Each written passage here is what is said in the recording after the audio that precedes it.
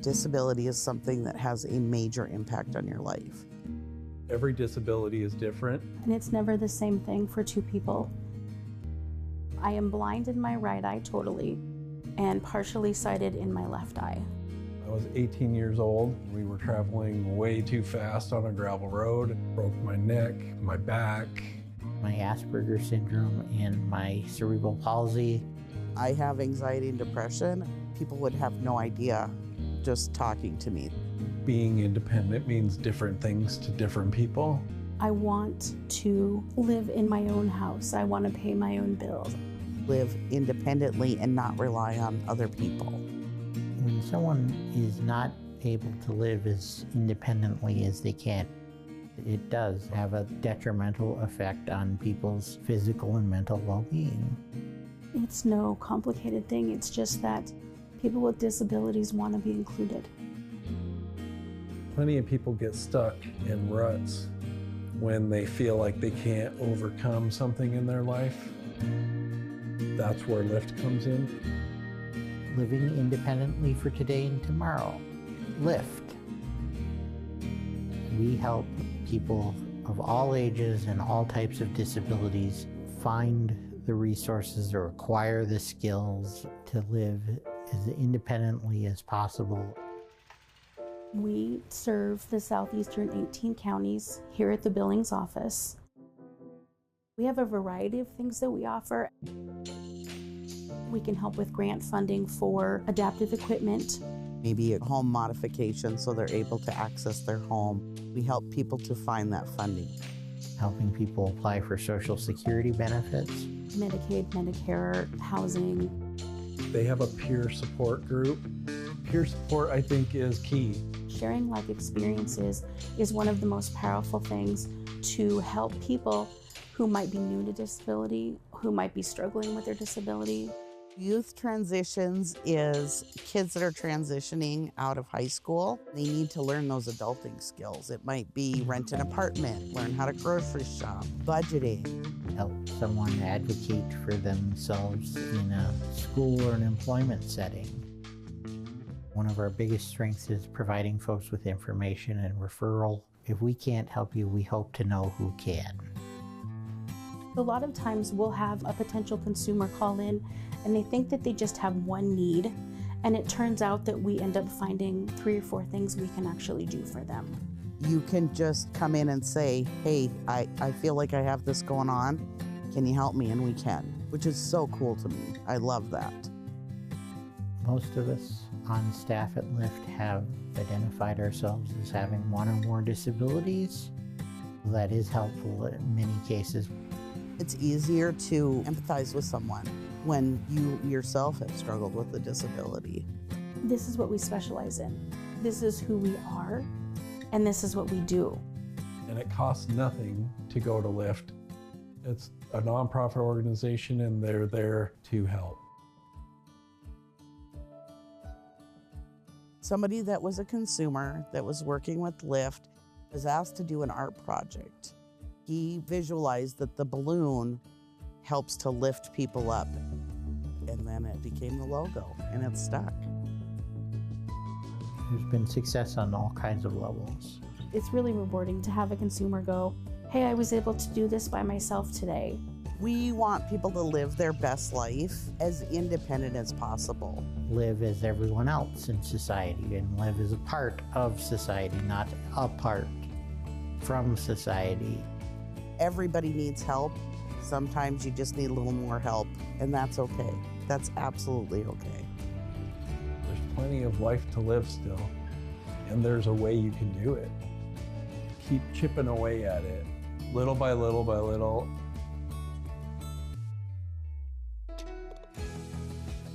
Knowledge is power.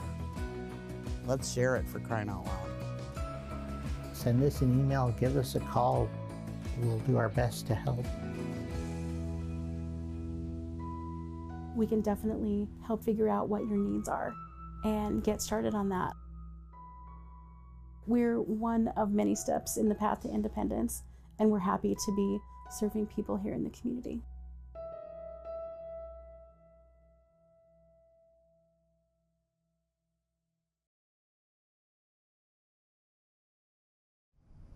Good day and welcome to Living Well in Montana. Living Well in Montana is a program of living independently for today and tomorrow. LIFT, L-I-F-T-T, as we often style ourselves. LIFT is what is known as a Center for Independent Living, meaning that we are a place for resources and advocacy and programming for persons with disabilities and persons who are experiencing aging, all designed to keep them as independent as possible. For more information, I encourage you to visit our website at liftt.org or give one of our offices a call. Our Billings office can be reached at 406-259-5181, or our Glendive office can be reached at 406-948-8500. Thank you. Well, we're taping this on the 15th of July, and for those of you who saw our show earlier this month with David Carlson from Disability Rights Montana, we spoke about July being Disability Pride Month. And one of the reasons July is Disability Pride Month is that on the 26th of July, 1990, following its passage by Congress over the ensuing previous weeks and months, President George H.W. Bush signed into law the Americans with Disabilities Act in a pretty large signing ceremony on the grounds of the White House in Washington, D.C. And the ADA, the Americans with Disabilities Act, the ADA for short, is one of the foundational civil rights laws dealing with disabilities. The Section 504 of the Rehabilitation Act, which was passed in the early 1970s. The Air Carrier Access Act, also regarding airline do's and don'ts, and the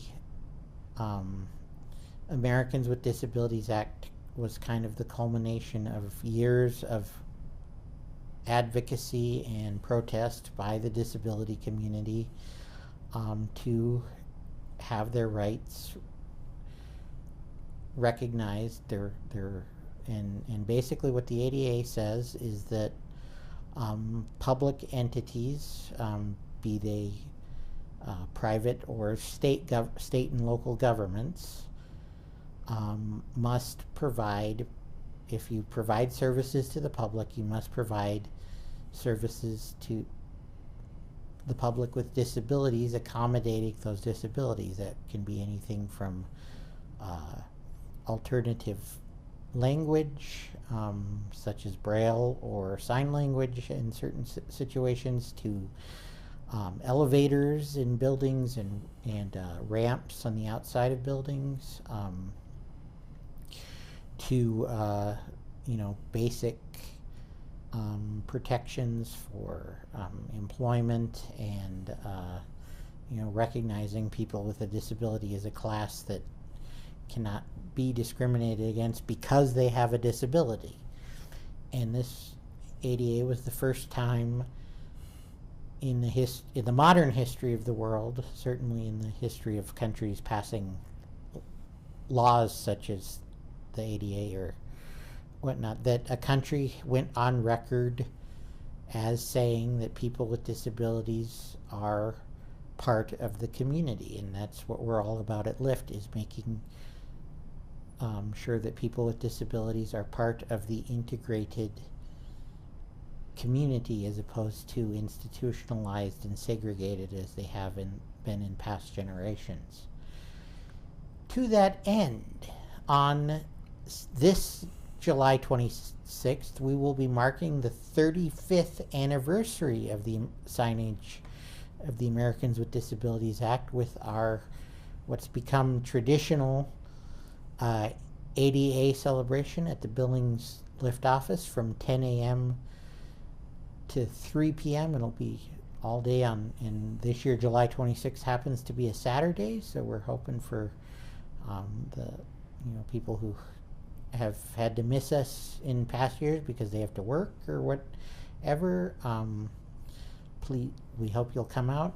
And here to tell us a little bit more about that free event, and as well as to talk about what their impressions of the ADA are in sort of the work we all do each and every day, are Anya Pulis, who's an independent living specialist and nutritional health coach with LIFTT, and Monica Anderson, who works out of our Glendive office and is our outreach coordinator. And all three of us have been involved in the planning at one level or another, the celebration. So again, we're going to sort of have a conversation here. Mm-hmm. But Anya, if you could go ahead and fill in some of the details of what people can expect when they come to the celebration. Yeah, for sure. We're so excited to celebrate the level of equity that we've been really searching for in our community. And the ADA celebration, I feel like in my year at LIFTT, we're always so excited for the ADA celebration because it's one of the biggest events that LIFTT does throughout the year. And luckily, we've been able to do it several years in a row now. So the ADA celebration is truly that. It's a celebration. We have guest speakers running all day, such as the MSUB Autism Club, Access Billings. We have service animal trainers in town, and many more, like some Montana dignitaries that will be reading their remarks. So you can look forward to guest speakers all day, running every 10 to 15 minutes. And then we also have fun for the entire family. So we'll have water slides, experiments, science experiments from Wise Wonders, and we have vendors, either that be community public health, that be some accessibility places in town, such as the contractor we use for home modifications and ramp installations. And Riverstone Health will be there with their wellness van, stuff like that. So all day you can look forward to either hearing a guest speaker, joining in on those family fun, or participating in raffle baskets and fundraisers for LIFTT that can help our programs continue to succeed. So it should be fun for everybody. It's free. It's one of those things where you can show up whenever is available for you. Mm-hmm. Okay. Monica and the whole team from our Glendive office will be joining us in Billings Absolutely, that day. yes. We will be there for the entire day. Right. And so you have done an amazing job since stepping into the role of outreach coordinator of going around not only to Glendive and Billings, but to many of the communities we serve. I don't know whether you've been to all of them yet, but pretty close. Pretty much.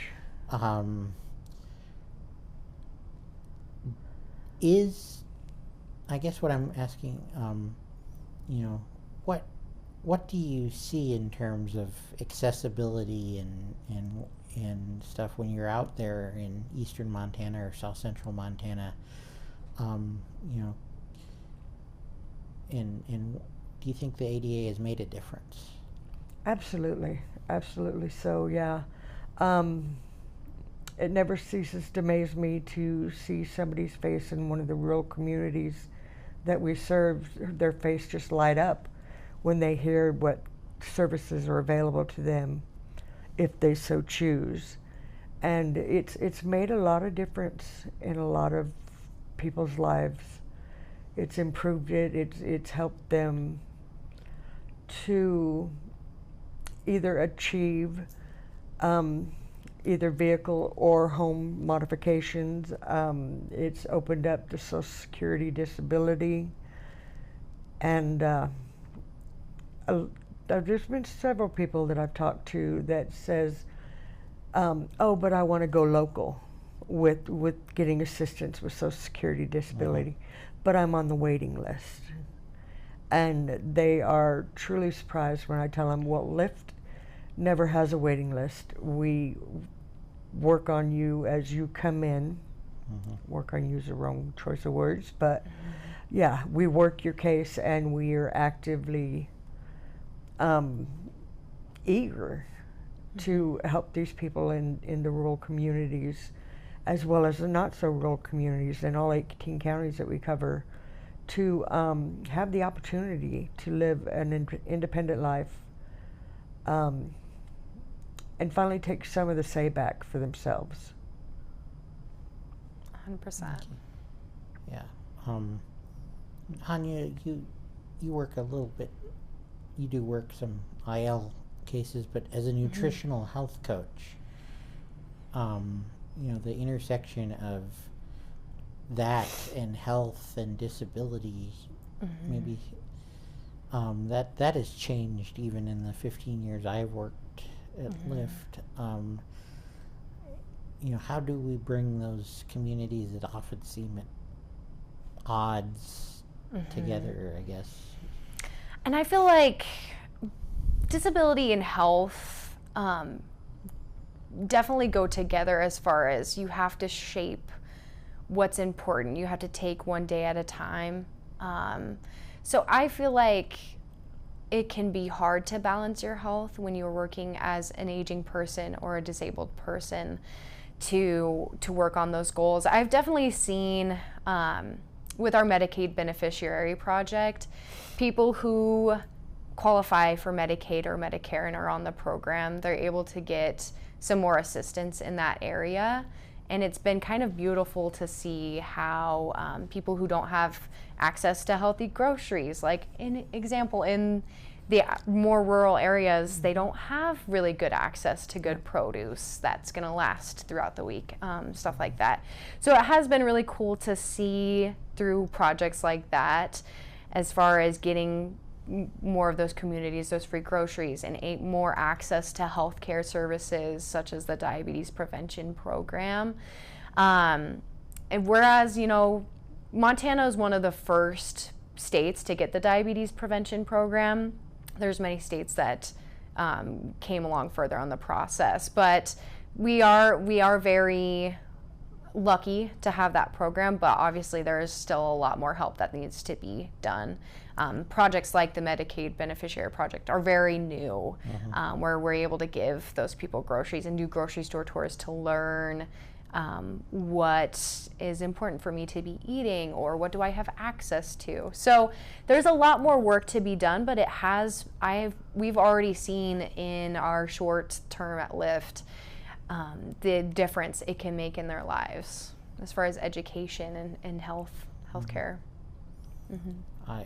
I've had the opportunity over the years to do a number of things where we take a look at infrastructure, sidewalks, and roads and stuff, about not only about just making sure they meet the ADA, and we had a Mac Fogelsong from the city of Billings in here a few weeks ago, and talking about the city of Billings and its commitment to the ADA sidewalks as they redo sidewalks to make sure that they come up to the code, but to create these walkable, livable communities, whether, again, and it's not just big, you know, the 15-minute pod in the big city that we're talking about. It's, you know, with colleagues from other parts of the state, you know, calming, you know, tourist traffic in Ennis, for instance, you know, making people slow down when they come into town, by not only by you know, putting up a sign, but by putting up something that will cause them to slow down, and then that allows people to walk across the main street at the crosswalks and whatnot. So I honestly think that, you know, 35 years in, you know, we're nowhere near where we probably ought to be as a society, but that's true on a host of civil and human rights issues, no doubt. But that there is progress being made, and one of the things I've noticed is with the Americans with Disabilities Act is a lot of it is noticeable progress. It is bipartisan progress. That I would say that more than some things, disability crosses lines. Again, it's like we always say that anybody can become a part of the disability community at any time. And race and class and gender and orientation aside, you may become part of the disability community. And that comes with its own challenges. That speaking as a unified community when we are so diverse on other topics at times can be tough. But I think just the presence of elevators and ramps and it'd be and stuff, and we're working towards universal, what is sometimes called universal design, what is sometimes called visitability, even in the construction of new homes, so that we're not intentionally building things that are inaccessible or can't later be made accessible through the use, because again, we don't necessarily want every house to have a ramp to start off with. That may not be practical, but to have to at least have the doors be wide enough that someday, and that allows people to age in at home and in the community, which again is less stress on a lot of our public and private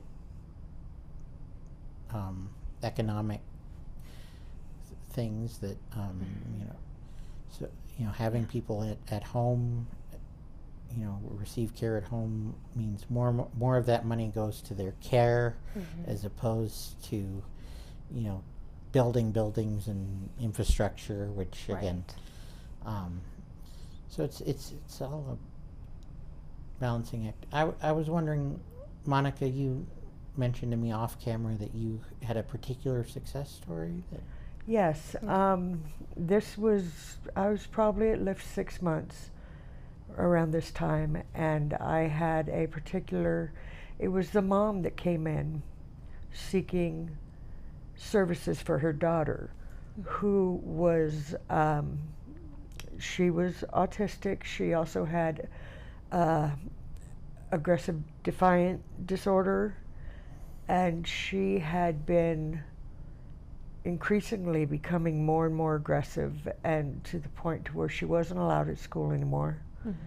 And I worked with her for probably about a year, and monthly visits and going out and just giving them different techniques and different self-soothing things for them to try. So, because we all know not everything works for everybody.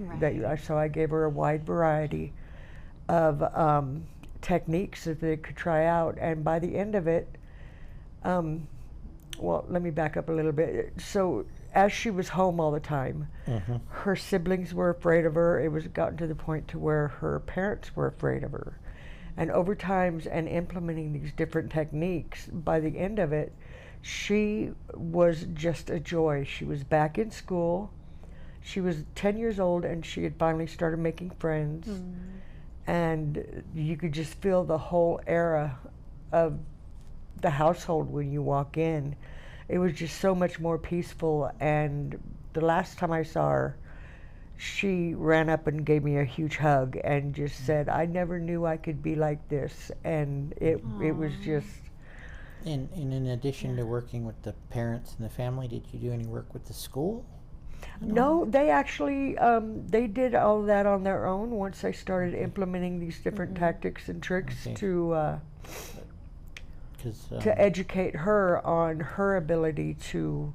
Right, because the ability to receive accommodations in schools comes from, well, partly from the Rehabilitation Act and partly from the Individuals with Disabilities Education Act, IDEA, and partly from the ADA. Exactly. So we're, and again, but yeah, you got to start somewhere, and again, rights come with responsibilities, and that is true. And it sounds like you helped this young woman understand or find a way to be able to responsibly exercise the right to be in school. Exactly, exactly. And she was just so transformed, and it just reaffirmed exactly why I'm where I'm at, and I'm working with LIFTT, because it is so incredible to see the depth of difference you can make into a person's life just by giving them tools that they didn't realize they had. Yeah.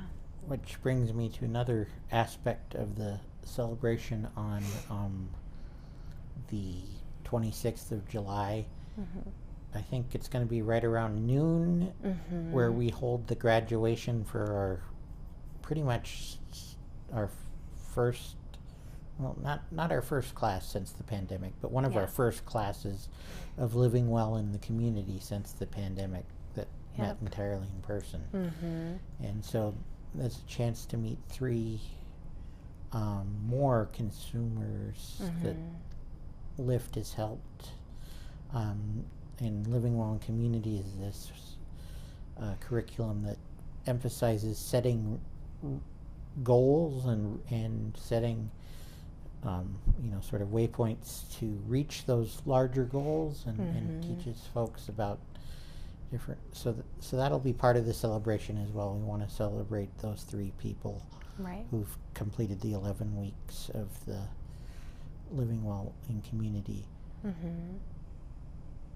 Just a couple of minutes left. Anything else? Or speaking of success stories, I was just thinking about how you mentioned, changes that have happened in our community since the ADA came out, or good progress towards our mission. And I would say I've been really impressed with the grant applications that LIFTT has been helping consumers try to get home modifications and accessibility devices. And we've been working well with a contractor that mentioned to me, there's not a lot of places that are willing to do ramp installations or home modifications just for accessibility, because there's not a lot of money involved in that kind of work. And what he mentioned to me that we use often for our grant applications, he said that it's not about the money. It's about accessibility means that equity for all persons, that they're able to get in and out of their home. Exactly like you mentioned, keep them in the home, so that way we aren't having to pay for institutions, but we can pay for them to be comfortable and live out their lives as independently as possible. And that's really what keeps people happy, is being able to live in their own space and live the life that they want to as comfortably as they can. So that just really warmed my heart as far as his outlook on, okay, well, I will be there for these people, because it's not a wide known thing. So. All right. So again, we got a few seconds left here. The celebration of 35 years of the ADA will be at LIFTT, 1241 Crawford Drive in Billings on Saturday, July 26th from 10 a.m. to 3 p.m. We'll have speakers, and we'll have family fun activities, and we'll have local disability businesses and services for you to talk to. We'll be selling hot dogs and raffle baskets, and there's, I even heard something about snow cones. So we encourage everyone to join us. Thank you and good day.